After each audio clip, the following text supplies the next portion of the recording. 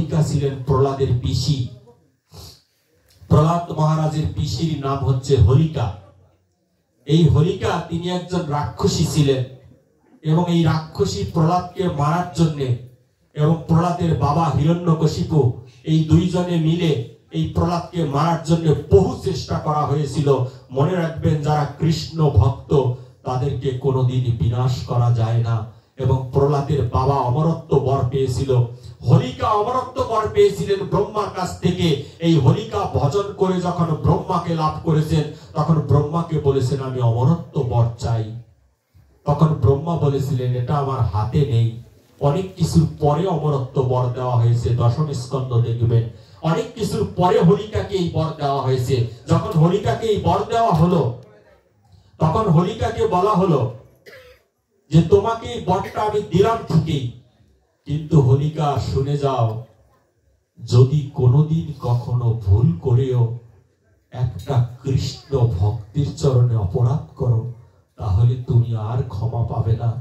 কিন্তু হোলিকা ভুলে গিয়েছেন। হোলিকা এই সংসারের চেতনায়, অর্থাৎ আমি অমরত্ব, অমর, আমি মরব না, এটা কেউ জানলেই পৃথিবীটা সে ভোগ করতে চায়। পৃথিবীটা ভোগ করতে করতে করতে করতে দেখলেন আমি মরি না। দেখছো মুখ সাধুকে মেরেছি, তাও আমার কিছু হয়নি। দেখছে ওর জটা মালা তিলক পরা একজন ভাবছে সাধু। আমি যাকে সাধু বলি, যে মালা দেখেছি গলায় অনেক মোটা মালা এবং একটার উপরে 20টা মালা দেওয়া, ভাবসাব খুব ভালো, কপালে তিলক কাটা, মাথায় আবার বাবার জটা আছে। আমি ভেবে নিয়েছি উনি সাধু। হোলিকাও এরকম চিন্তা করেছিলেন এটা সাধু। এই সাধুটাকে যখন মেরেছে, হোলিকার কিছু হয়নি, তখন বলেছে আমার আর কিছুই মনে হয় পৃথিবীতে হবে না। কিন্তু সাধুর লক্ষণ এটা নয়। অন্তর চিত্ত হৃদয়ে খোলা, সাধুর গুণ কি যায় রে ভোলা। সাধু হচ্ছে এমন, আপনি আপনাকে কৃপা করে দিয়ে যাবে, বিনিময়ে আপনার কাছে কিচ্ছু চাইবে না। আপনি বসতে দিলে বসবে, খাইতে দিলে খাবে, কিন্তু কিছুই চাবে না। ওইটা ধরিস না, অমুকের কাছে যাস নে, আমি যেই ঘরে বসিস এই ঘরে বসিস নে, এটা সাধুর লক্ষণ হতে পারে না। গ্রন্থ এই কথা বলছে না, এটা আমার কথা নয়। আপনি যে খাটে ঘুমিয়েছেন, এই খাটে আমাকে ঘুমাতে দেওয়া যাবে না। ওই খাটের তোষকটা পর্যন্ত পাল্টিয়ে দাও, না হলে এখানে আমি থাকবো না। গৃহস্থ ভাববেন আরে বাবা, আমার ঘরে কত বড় সাধুর আবির্ভাব হয়েছে। কিন্তু তাই যদি হবে, তাহলে চৈতন্য মহাপ্রভু কেন আপনার ঘরের বারান্দায় ঘুমিয়ে রইলেন? অনন্ত কোটি বিশ্ব ব্রহ্মাণ্ডের মালিক মহাপ্রভু রূপে এসে সন্ন্যাস গ্রহণ করে সচী মাতাকে বলছেন, মা আজকে থেকে পরের মাকে মা বলবো, পরের গৃহে গিয়ে ঘুমিয়ে থাকবো। জানি না ওদরে হয়তো এক ফোঁটা অন্ন জুটবে না, সেই পথেই আমি হেঁটে বেড়াই। নবদ্বীপ ছেড়ে চলে গেলাম নীলাচলে। সাধুর শিক্ষা তো মহাপ্রভু দিয়েছেন, তাহলে সাধু চিন্তা আমাদের দেরি হবে কেন? হোলিকা বারবার চেষ্টা করেছিলেন, কত সাধুদেরকে ধ্বংস করেছেন, সাধু রূপী চিত্তের ধ্বংস করেছেন, কিন্তু একটা সাধুর সম্মুখে সে কোনোদিন যেতে পারেনি। একটা যজ্ঞের আয়োজন করা হলো, যেদিন হোলি, এই হোলির আগের দিন হোলিকা দাহ করা হয়। সেই আগের দিন আমরা ছোটবেলায় কুড়ে ঘর বানিয়ে পুড়তাম, এটা হোলিকা বলে আমরা পুড়েছি। ছোট ছোট ঘর বলতাম, বুড়ির ঘর পুড়ি আমরা। এই বুড়ির ঘর হচ্ছে হোলিকা। এই হোলিকা রাক্ষসী, সে অমরত্ব বর পেয়েছে। কিন্তু ভাগবতের দশম স্কন্ধ বলছে যে যখনই প্রহ্লাদকে মারার জন্য তার বাবা হিরণ্যকশিপু, তিনি প্রথমে হাতির পাগলা, হাতির পায়ের নিচে ফেলে দিলেন ছেলেটাকে। হাতি পাটা যখন উঠিয়েছে প্রহ্লাদকে পাড়া দিবেন, কিন্তু পাটা ওঠানো পর্যন্ত ইশারা, হাতির সুরটা উপরে দিয়ে হাতি ও প্রহ্লাদের প্রভাবে হা কৃষ্ণ বলে কাঁদছেন। প্রহ্লাদকে আর পাড়া দেওয়া সম্ভব হলো না। একটা পশু হয়ে ভগবানের নাম করছে, আর আমি দুর্লভ জনম পেয়ে নাম করতে পারলাম না। নামের রুচি কোথায়? যদি নামের কাছে কিছু চাই, তাহলে রুচিটা কখন হবে? আপনার যদি অনেক ক্ষুধা লাগে, আপনি সামান্য কটা খালি ভাত, লবণ ভাত আপনার কাছে খুব মজা লাগবে। আর যদি ক্ষুধা না লাগে, আপনার কাছে পোলাও বিরিয়ানিও আপনার কাছে ভালো লাগবে না। তদ্রুপ এই কৃষ্ণ নামের প্রতি আমাদের রুচি বাড়াতে হবে। যে নাম না করলে আর ভালো লাগছে না। এই যে রুচি, এই রুচির জন্যই দেখুন কত দূর থেকে বিনা স্বার্থে আজকে যারা এখানে এসেছেন, আমি তাদের কথা বলছি, আমি সবার বিষয়ে জানি না, আমার সাথে যারা এসেছেন বিনা স্বার্থে, তাদের নামও কেউ ঘোষণা করবে না, তাদের ছবিও কেউ তুলে নেবে না, কিন্তু তারা বৈষ্ণব চরণ ধুলি নেবার জন্য কত দূর থেকে আপনাদের কাছে এসেছেন যে আপনারা একটুখানি পদধূলি আমাদেরকে দেন। কত বড় শুদ্ধ চিন্তা তাদের। এই হরিকা দেবী, হরিকা রাক্ষসী, তিনি দেখলেন যে প্রহ্লাদকে মারা যাচ্ছে না, হাতিও প্রহ্লাদকে পাড়া দিল না, প্রহ্লাদের হাত পা বেঁধে পাহাড় থেকে ফেলে দিলেন। পাহাড়ের নিচে কালো পাথর, সেই পাথরের উপরে ফেলেছে প্রহ্লাদকে।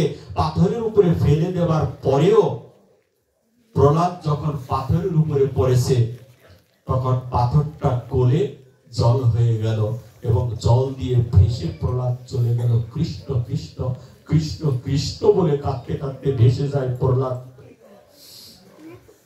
প্রহ্লাদকে মারা গেল না।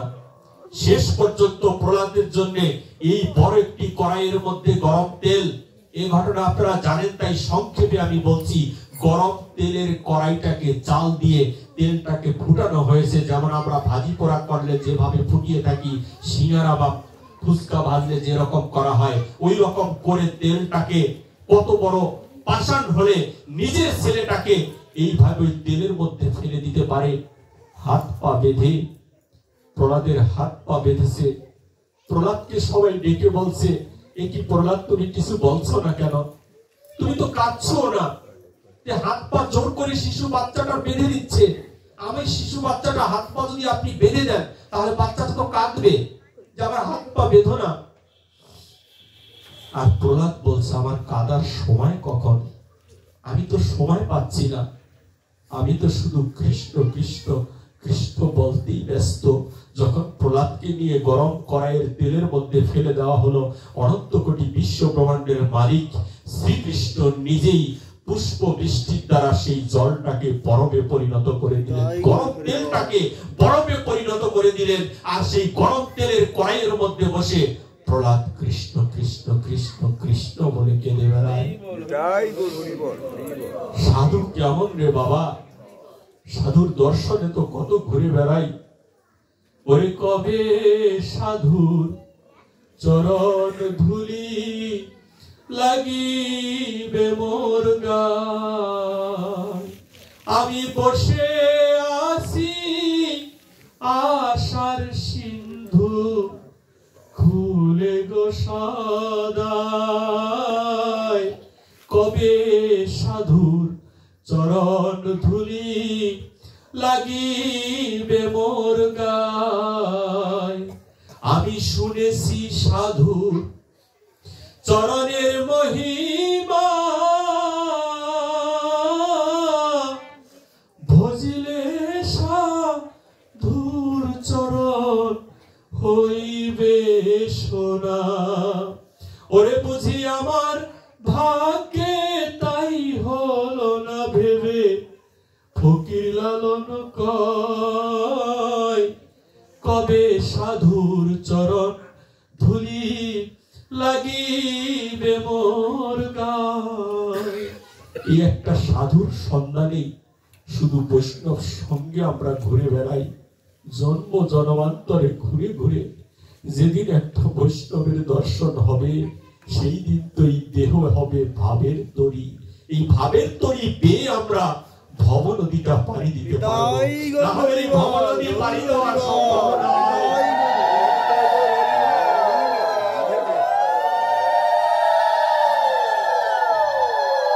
প্রহ্লাদ মহারাজকে যখন কোনোভাবে মারা যায় না, প্রহ্লাদ কোনোভাবেই মারছে না, হাতির পায়ের নিচে ফেলে দিল, পাহাড় থেকে ফেলে দিল, গরম তেলের মধ্যে ঢেলে দিল, তাও যেন সাধুকে মারা যায় না, সাধু ধ্বংস হয় না। তখন হরিকা বললেন, দাদা যজ্ঞের আয়োজন করো। যজ্ঞ দিয়ে কি হবে? প্রহ্লাদ আমাকে খুব ভালোবাসে, পিসিকে তো সবাই ভালোবাসে। দেখবেন পিসির সাথে আর ভাইয়ের ছেলে মেয়েদের সাথে খুব একটা মধুর সম্পর্ক থাকে। পিসি বলে ডাক দিলে পিসি আর ঘরে থাকতে পারে না, কিন্তু ঘর ভেদি বিভীষণ হয়ে এই হোলিকা অভিনয় করেছেন আমাদের ভাগবত, পরম ভাগবতের মধ্যে। তথাপিও এই হোলিকা আমাদের প্রহ্লাদ মহারাজের আগে হোলিকাকে উদ্ধার করে দিয়েছেন পরমেশ্বর ভগবান শ্রীকৃষ্ণ। এটাই হচ্ছে ভগবানের কৃপা। এই কেমন কৃপা গো! একটা অসুরকেও কৃপা করে দেয়।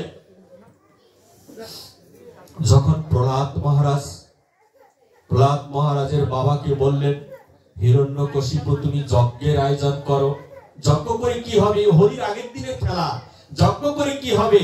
বলছে যজ্ঞ করে যখন ধাউ ধাউ করে আগুন জ্বলবে, আর ওই আগুনের মধ্যে চন্দন কাঠ নিয়ে এসো।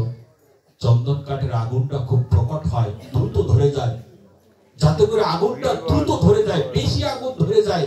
যেই পিসির কোলে ভাতিজা, যেই পিসির কুলকে স্বর্গ মনে করে, আজকে সেই পিসি ভক্তের অসুর হয়ে গেল, বধ করার জন্য এসেছে।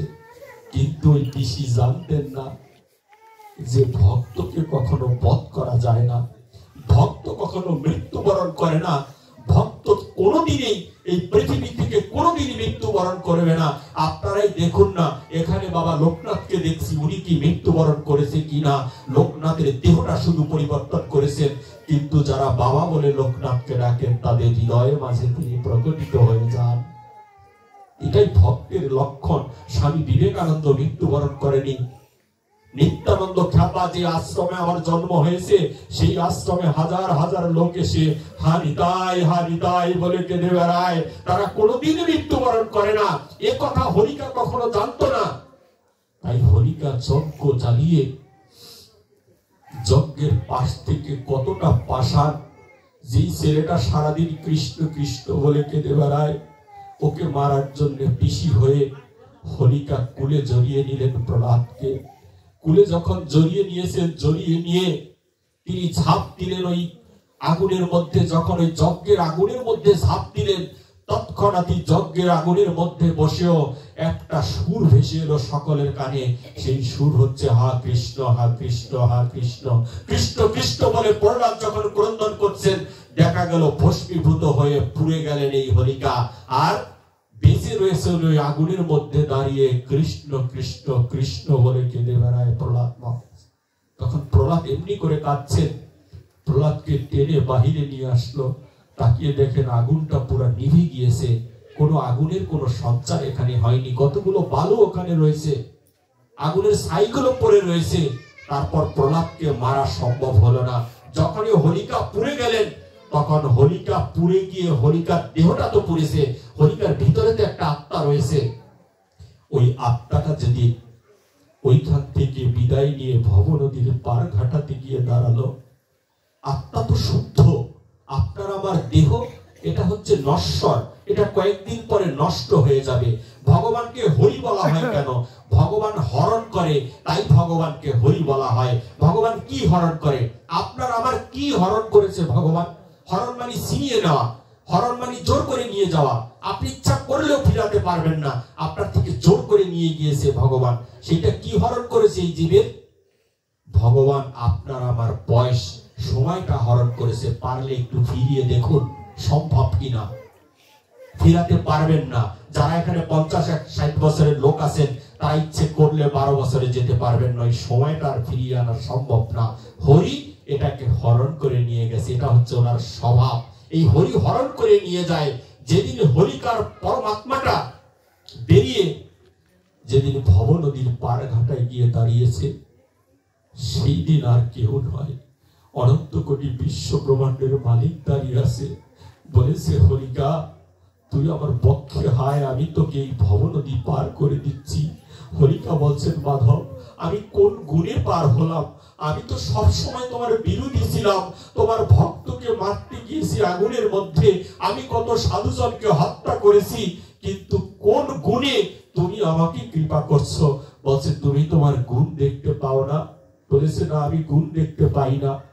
বলেছে যে ভাবেই হোক, তুমি যে আমার সাধু প্রহ্লাদকে আলিঙ্গন করেছিলে, যখনই তুমি প্রহ্লাদকে আলিঙ্গন করেছো, তখনই তোমার দেহটা শুদ্ধ থেকে আরো শুদ্ধ হয়ে গিয়েছে। বিদায় আমি তোমাকে কৃপা করে ক্ষমা করে দিয়েছি। এই জন্য আমরা সাধুর সঙ্গে আসি, এই জীবনে কি পেয়েছি সেটা বিচার নয়।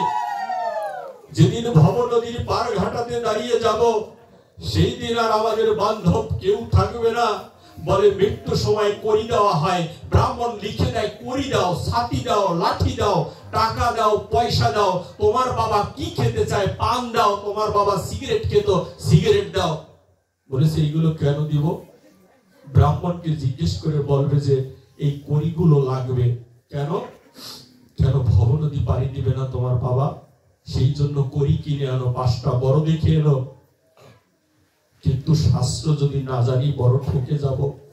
আপনারা বিশ্বাস করুন, পার ঘাটাতে একটা করি গিয়ে পৌঁছাবে না। পার ঘাটাতে সেই করি গিয়ে পৌঁছাবে, সেই করির নাম হচ্ছে সাধু গুরু বৈষ্ণবের চরণ ধুলি। এই ধুলি নামক করি একমাত্র আপনাকে ওই ভব নদী পার করে দিবে। এছাড়া উদ্ধার হওয়ার এই সাধুদের কোনো উপায় নেই। আর কেউ উদ্ধার হতে পারবে না এছাড়া। এই বৈষ্ণবের পদধূলি বড়ই বড় মেডিসিন। যে মেডিসিন আমাদের সংগ্রহ করার জন্য আমরা সাধু সঙ্গ করে থাকি। এইখানে উৎসরণের জন্য আমরা আসিনি, এসেছি ভব নদীর পার ঘাটায় গিয়ে যেদিন থেকে যাব, সেই দিন যেন ভগবান আমাদের এই কৃপা করে দেয়। শ্রীমান চৈতন্য মহাপ্রভু এই তিথিতে আসবে বলে, মহাপ্রভুর আসার উদ্দেশ্যে, মহাপ্রভুর আবির্ভাবের কারণে নবদ্বীপবাসী সেজেছে। মহাপ্রভু কত বড় শক্তি নিয়ে এসেছে। আমাদের এই তিথির দেখেন কত নিয়ম। আমাদের একাদশী হয়, দ্বাদশী হয়, ত্রয়োদশী হয়, চতুর্দশী হয়। একাদশী থেকে গণনাটা শুরু হয়ে যায়। যেমন আকাশের চাঁদ, আকাশের চাঁদকে বলি আমরা 16 কলা, কিন্তু আকাশের চাঁদ 16 কলা নয়। আকাশের চাঁদ হচ্ছে 15 কলা। যেদিন পূর্ণিমা লাগে ওই পূর্ণিমাতে বলি পূর্ণ চাঁদ। আকাশে পূর্ণ চাঁদ। পূর্ণ চাঁদ কি করে হলো? চাঁদের তো কোনা ভাঙা, এই চাঁদটা তো পূর্ণ চাঁদ নয়। কোনাটা ভাঙা কেন? ওই চাঁদ হচ্ছে 15 কলা, আর 1 কলা হয়েছে আমাদের শিব ঠাকুরের মাথার উপরে। টোটাল হচ্ছে 16 কলা। এবং আপনি দেখবেন ওই 16 কলায় পূর্ণ হয়েছেন গৌরাঙ্গ মহাপ্রভু। গৌরাঙ্গ মহাপ্রভুর এই তিথিকে 16 কলা পূর্ণ তিথি কেন বলা হয় আমাদের জানতে হবে। মহাপ্রভু আর কেউ নয়, যে যাই বলুক না কেন, মহাপ্রভু হচ্ছে বৃন্দাবনের শ্রীমতী রাধা রানী। ওই রাধা রানী হয়ে এই জীবকে উদ্ধার করার জন্য এসেছেন। আপনার আমার ঘরের মেয়েটা বিয়ে দিলে আমরা নাইও রাখতে যাই না? নাইও রাখতে গেলে মেয়েটার বড় সম্মান বেড়ে যায়। বলে নাইর নিতে এসেছে বাবার বাড়ি থেকে। তদ্রূপ মহাপ্রভু আমার এই কলির জীবকে নাইর নিতে এসেছেন। আর বলেছে নাইর নিতে যে এসেছো, ওই শ্বশুর বাড়িতে আপনার মেয়ের বাড়িতে যখন নাইর আনতে যাবেন, তখন ওই বাড়ির মুরব্বীরা বলবে মেয়েকে কিসে করে নিবেন? গাড়িতে নিবেন না হেঁটে যাবেন, না ভ্যান নিয়ে আসছেন, কিসে করে আপনি যাবেন? চৈতন্য মহাপ্রভু বলেছেন আমি এই জীবকে নাইর নিতে এসেছি। ভব নদীর পার ঘাটায় গিয়ে যেই দিন থেকে যাবি তোরা, সেই দিন আর কিচ্ছুর দরকার হবে না। একবার বদনে হানি দাই হা গৌর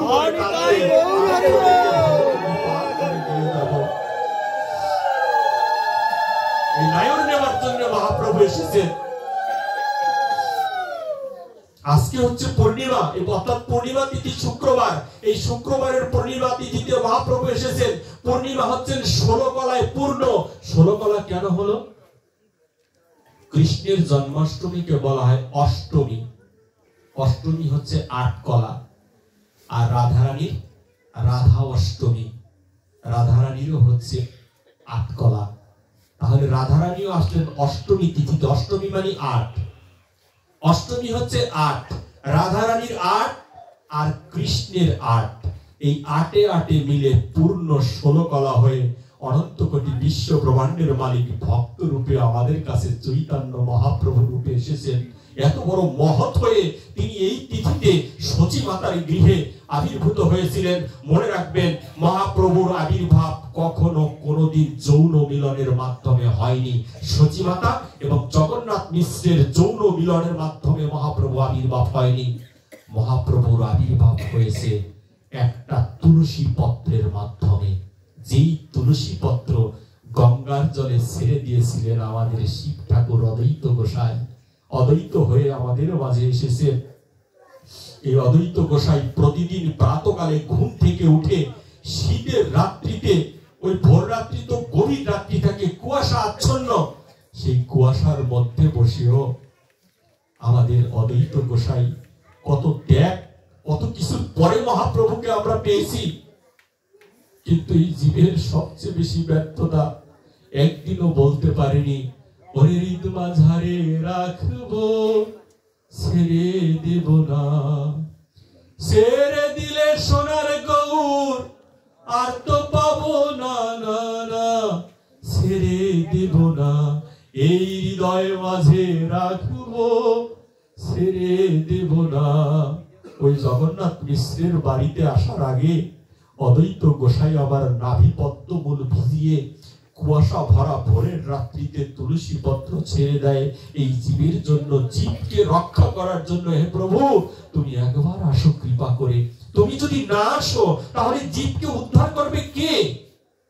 এই পতিত হয়ে যাওয়া জীব, যে জীব বাবা মাকে ভাত দেয় না, যে জীব সন্তানকে আদর দেয় না, যে জীব সন্তানকে সন্ত্রাসীতে পরিণত করছে, যে জীবের মধ্যে কোনো শিক্ষা নেই, যে জীবের মধ্যে কোনো জ্ঞান নেই, জীবের মধ্যে কোনো ব্রহ্মচর্য নেই, সেই জীব কি করে উদ্ধার হবে? তাই কৃপা করে আপনি অবতীর্ণ হও প্রভু। বারে বারে তিল তুলসী দিয়ে দেয়, যোগ হয়ে গেল আমাদের সেই নারায়ণ, স্বয়ং নারায়ণও যোগ হয়েছেন এর সাথে। যোগ হয়ে যখন দুইজনে মিলে শিবাস, এই শিবাস ঠাকুর আর হচ্ছে অদ্বৈত গোসাই। শিবাস হচ্ছেন আমাদের কাছে এসেছেন শিবাস ঠাকুর, যে শিবাস অঙ্গনে বসে মহাপ্রভু কীর্তন করতেন, সেই শিবাস অঙ্গনের শিবাস ঠাকুর আর অদ্বৈত গোসাই, তারা দুইজন মিলে যমুনার গঙ্গার জলে যখন ফুল তুলসী ছেড়ে দেয়, প্রতিদিন ছেড়ে দেয়, আর শিবাস কেঁদেছিল, সেদিন তুমি কেঁদেছিলে হরি, ননি চুরি আর করব না। যশোদার ঘরে ননি চুরি করেছিলেন ভগবান, তাই শিবাস পুরনো কথা মনে করে দিচ্ছে। যেমন আমরা প্রেম করি না, বলে জীবে জীবে করে প্রেম, তাকে বলি কাম। জীব পরমে করে প্রেম, ধরে প্রেম নাম। এই জীবে জীবে যে প্রেম করছো, এটা কাম, এটা কামনা বাসনা পূরণ করার জন্য তুমি একটা জীব হয়ে আরেকটা জীবের সাথে তুমি প্রেম করছো আর চালিয়ে দিচ্ছ প্রেম বলে। এটা আসলে প্রেম নয়। প্রেমের ডেফিনিশন দিয়েছেন আমাদের সনাতন গোস্বামী, তিনি বর্ণনা করেছেন প্রেম কাকে বলা হয়। যে সম্পর্ক ভেঙে যাওয়ার অনেক কারণ থাকা সত্ত্বেও ভেঙে যায় না, তাকে প্রেম বলা হয়। যেমন জীবের সাথে পরমের সাথে যদি কেউ প্রেম করে, আপনি যত বাধা দিবেন ওই প্রেম আরো উদ্দোলিত হয়ে যায়। যারা এই ভক্ত সঙ্গে এসেছেন, বাধা পাননি এইরকম কেউ নেই।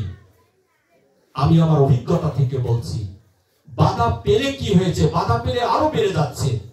ভক্ত সঙ্গে যাব, মিথ্যা কথা বলে ভক্ত সঙ্গে যাব, বলে একটু ঘুরে আসি। এক বাবাজি আমাকে বলছিলেন যে বাবা, অনেকদিন ধরে ইউটিউবে আপনাকে দেখি, আমি একটু আপনার পাঠ শুনতে চাই সামনাসামনি। বললাম ঠিক আছে, আসেন। ওনার এলাকায় পাঠিয়ে গেলাম চাঁদপুরে।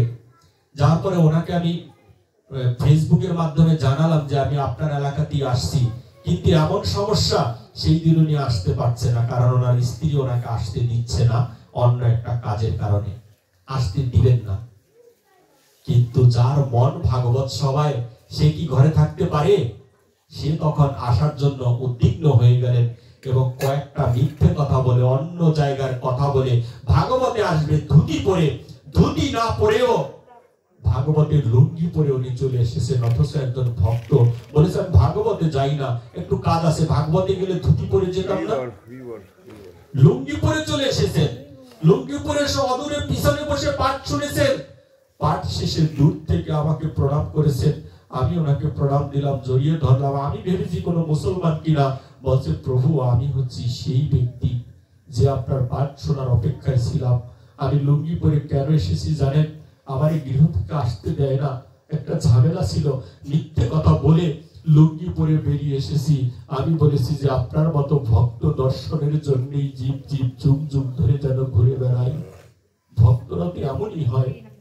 কি পরিস্থিতি, একটা পাগল, একটা পাগলামি শুরু করে দিলেন। প্রেম যারা করে তারা পাগলামি করে। সঠিকটাকে মনে হয় বেঠিক, আর বেঠিকটাকে মনে হয় সঠিক। তদ্রূপ পাগলামিটা যদি করা যায় পরমেশ্বর ভগবানের সাথে প্রেম করে, সেই পাগলামি আর পাগলামি হবে না। মৃত্যুর পরে আপনার নামটা পৃথিবীতে স্বর্ণাক্ষরে লেখা হয়ে যাবে। যখনই মহাপ্রভুর আবির্ভাবের জন্য শ্রীবাস ঠাকুর কীর্তন করছেন গঙ্গা জলে নেমে, ভোর রাত্রিতে, অন্ধকার রাত্রি, সাধুরা কখন ওঠে? মানে ব্রহ্ম মুহূর্ত 3:30 থেকে 4:30, এই সময় উঠে তারা কীর্তন করে, কারণ ওই টাইমে নিরিবিলি থাকে পৃথিবীটা। কীর্তন করে বেড়ায়। ওই অন্ধকার রাত্রিতে একদিন জলে নেমে স্নান করে দেখেছি কেমন লাগে। কিন্তু অদ্বৈত আর শ্রীবাস দুইজনে বহু বছর ধরে ক্রন্দন করছেন। ক্রন্দন করে করে শ্রীবাস বললেন, সেদিন তুমি বলেছিলে হরি ননি চুরি আর করব না, সেদিন তুমি কেঁদেছিলে হরি ননি চুরি আর করব না, তোমার পায়ে ধরে কেঁদেছি মা আর আমারে বেদনা, সেদিন তুমি এসেছিলে হরি আর কি তুমি আসবে না, সেদিন তুমি এসেছিলে হরি আর কি তুমি আসবে না। অদ্বৈত আর শ্রীবাস ঠাকুরের নয়নের জলে যখনই গঙ্গায় ভেসে যায় বক্ষ পেয়ে নয়নের জল, তৎক্ষণাৎই অনন্ত কোটি বিশ্ব ব্রহ্মাণ্ডের মালিক থাকতে পারলেন না। বলেছে, ওরে অদ্বৈত, ওরে শ্রীবাস, আমাকে তোরা নিয়ে আসলি, আমি যে আসতে চাইনি। তথাপিও তুলসী পত্র যখন ফেলে দিল, স্রোতের উল্টো দিকে তুলসী পত্র যায়, স্রোতের উল্টো দিকে তুলসী পত্র যায়। তুলসীটা একটা পাতা, এই পাতাটা যদি নদীর মধ্যে ফেলে দেন, এই পাতাটা স্রোতের সাথে সাথে যাবে। কিন্তু মহাপ্রভুর আবির্ভাবের কারণে সেই দিন একটা তুলসী পত্র স্রোতের উল্টো দিকে গিয়েছে। উল্টো দিকে যেতে যেতে অদূরের পাশের একটা ঘাটে শ্রীবাস আর অদ্বৈত গোসাই তুলসী পত্রের দিকে তাকিয়ে আছে। তাকিয়ে থেকে বলছে, ওরে তুলসী পাতা, তুই স্রোতের উল্টো দিকে কেন যাস? তাকিয়ে থাকতে থাকতে থাকতে থাকতে হঠাৎ করে তাকিয়ে দেখে অদূরে আরেকটা ঘাট, সেই ঘাটে সচী মাতা আবার স্নান করতে নেমেছেন। সচী মাতার নাভি পদ্ম বলে গিয়ে তুলসী পাতা ধাক্কা মেরে দিল। ধাক্কা যখন মেরেছে, তখন এই অনন্ত কোটি বিশ্ব ব্রহ্মাণ্ডের মালিক শ্রীমান চৈতন্য মহাপ্রভু আবার নিমাই রূপে সচী মাতার গর্ভে উপস্থিত হয়ে গেল। এবং যেদিন এই ঘটনা হয়েছে, সেই দিন থেকে শ্রীবাস আর অদ্বৈত গোসাই দুইজনে মিলে ওই বাড়ি আর কখনো ছাড়লো না। অনেক অপমান করা হয়েছে শ্রীবাসকে আর অদ্বৈত গোসাইকে। অদ্বৈতকে দৈত্য বলেছিলেন, দৈত্য পর্যন্ত বলেছিলেন সচী মাতা। সেই জন্য মহাপ্রভুর কৃপা কোনোদিন পাননি মা। মাকেও ছেড়ে দেননি সাধুর জন্য। বলেছে, মা কি বললো তুমি? বলেছে, না, আমি ভুল করেছি, ওর নাম অদ্বৈত, ওকে দৈত্য বলা হয়েছিল, কেন বাড়ি ছাড়েনি? শ্রীবাস আর অদ্বৈত বলছে, মা সচী, তুমি যত ঝাঁটা বাড়ি মারো না কেন, তোমার গৃহ ছেড়ে আর কখনো যাব না, কারণ তোমার গৃহে যে চৈতন্য মহাপ্রভু আসবে, সেই কথা আর কেউ না জানলেও সাধুর প্রাণ জানে। কেমন লাগে সেই কথা। এই গৃহের চতুর্দিক ঘুরে ঘুরে প্রতিদিন কীর্তন করত। আর মহাপ্রভু আমার এই আগামী শুক্রবারের এই তিথিতে 16 কলা পূর্ণ হয়ে সেই দিন 3টি গ্রহণ লেগেছিল একসাথে, যেটা বিশ্ব ব্রহ্মাণ্ডে কোনোদিন ঘটেনি। এই বিশ্ব চরাচরে যতদিন হয়েছে 3টা গ্রহণ একদিনই লেগেছিল। একটা হলো চন্দ্রগ্রহণ, এই চন্দ্রগ্রহণ সেদিন লেগেছিল। আরেকটা হয়েছিল মহাপ্রভুর জন্মগ্রহণ, মহাপ্রভু আবির্ভাব হয়েছিল ওই দিন, এই শুক্রবারের তিথিতে চন্দ্রগ্রহণ, মহাপ্রভুর জন্মগ্রহণ। আর মহাপ্রভুর জন্মগ্রহণের কারণে নবদ্বীপবাসী তাদের বদনে নিয়েছিল হরিনাম সংকীর্তন।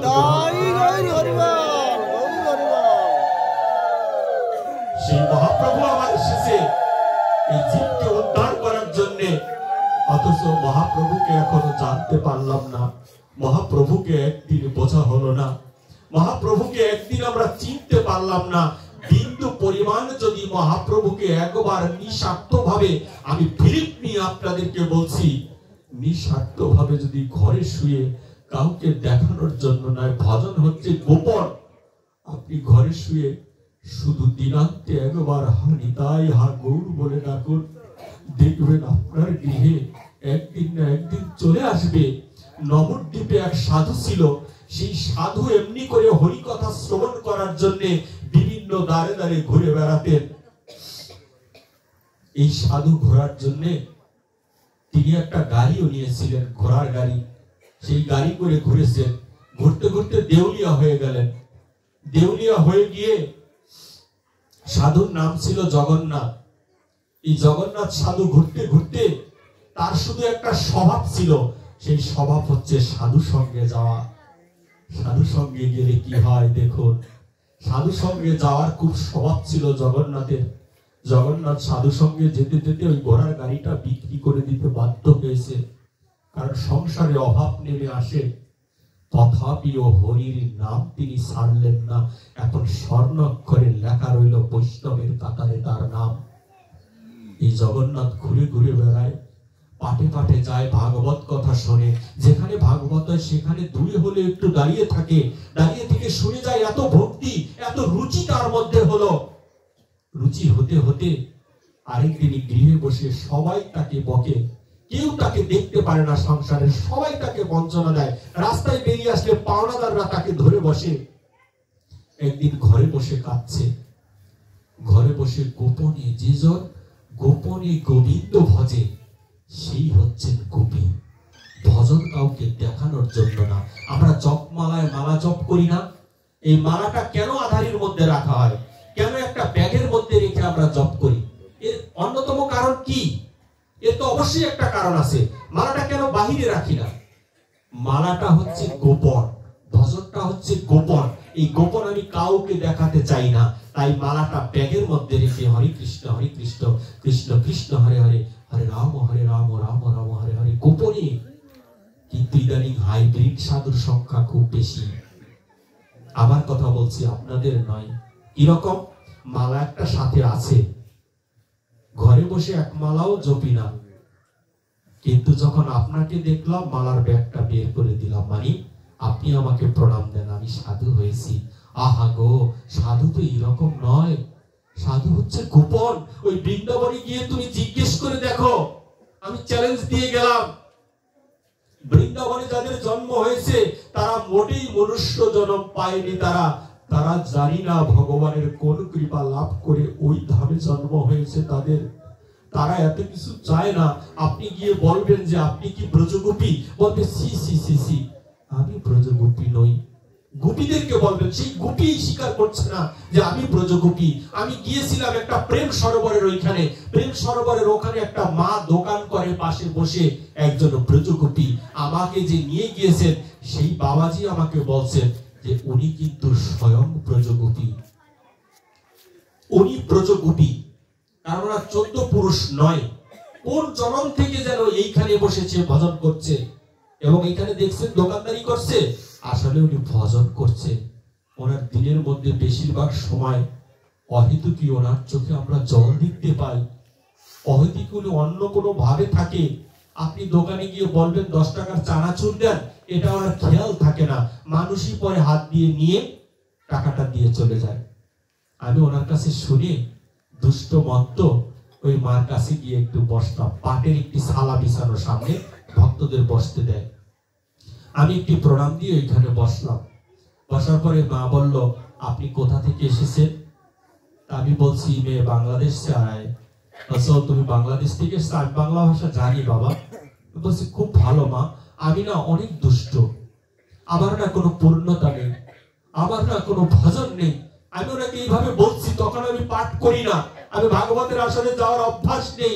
যেহেতু আশ্রমের বাড়িতে জন্ম, ওই আশ্রমের শিশুবেলা থেকেই দেখছি সাধুগুরু বৈষ্ণবের সঙ্গ হয়, ওই সঙ্গ পাশ দিয়ে একটু ঘুরে বেড়াতাম শিশুবেলা থেকেই। মাকে গিয়ে বললো, মা আমি না অনেক দুষ্ট, আমি না ভালো নয়, আমার সবকিছু নষ্ট, সাধন ভজন নেই, আমার কোনো দীক্ষা শিক্ষা নেই। তখন মা আমাকে বলল, সবই যদি নষ্ট হবে, তাহলে কোন গুণ নিয়ে, কোন স্বীকৃতি নিয়ে তুমি শ্রীধাম বৃন্দাবনে এসেছো? যেহেতু বৃন্দাবনে এসেছো, কিছু না কিছু স্বীকৃতি আছে। তখন আমি বলেছিলাম, মা please give me only one glass water. মা আমাকে বললেন, এক গ্লাস জলই খাবি, আর কিছু খাবি না? আমি বলছি, না মা, তোমার হাতে একটু জল খেয়ে যাই। মা আমার তার একটা কৌটা থেকে এক পিস সাদা একটা বাতাসা বের করে দিল, আর এক গ্লাস জল দিল। জল আর বাতাসা খেয়ে মাকে প্রণাম দিয়ে বললাম, মা এবার বিদায় দাও, আমি চলে যাই। তখন বলছে, তোকে আমার ভালো লেগেছে রে, আর একটু সময় থাক না। আবার বসে পড়লাম। আমার সহধর্মিনী বলছে, আরো থাকি মা, বলছে আর একটু থাকি। এদিকে বেলা বয়ে যাচ্ছে, আমি বসে রইলাম। আবার আমি বললাম, মা এবার আমাকে যেতে দাও। বলছে, তো পাগলামি করিস কেন, যেতে চাস কেন, কোথায় যাবি? কোথায় তুই যাবি? আমাদের এত তারা কিসের? বলছে, কোথায় যাবি? ঘরে যাবি তো? ওই ঘরটা তোর নয়, ওরাই হচ্ছে প্রকৃত সাধু। বলছে, ঘরটা তোর নয়, তোর এই দেহ থেকে যেদিন এই দেহ ঘর থেকে প্রাণ পাখিটা বেরিয়ে যাবে, সেই দিন তোর তৈরি করা ওই ঘরের মধ্যে তোকে ঢুকতে দিবে না, তোকেই বাহিরে শুয়ে রাখবে। ওই ঘরে যাওয়ার জন্য তো ব্যস্ত। তোকে আমার ভালো লেগেছে বলে বসতে বলেছি। কত মানুষ আসে, তাদের বসতেও বলি না। আমি মার চরণটা ধরতে গেলাম, বলো চরণটা ধরা যাবে না। আমি বলেছি, কেন মা? দিনে যেহেতু কিপটামি করছো কেন, একটু পদধূলি আমাকে দাও। দণ্ডবত যখন প্রণাম দিলাম, আমার মাথায় হাত দিয়ে বলল যে অনেকেই এখানে আসে, কিন্তু তোর মতো আমি কাউকে পাইনি। এই বলে সে হাঁটু গেড়ে উঠে একটু আলিঙ্গন করে এই অধমকে ধন্য করেছিলেন এই মানব জীবন। এই জন্য বলি, আমার জীবনে আমার কোনো প্রাপ্তি নেই, আমার শুধু তীব্র একটি বাসনা আছে। যে বাসনার বল শক্তিকে সাথে নিয়ে আপনাদের দ্বারে দ্বারে ঘুরে বেড়াই।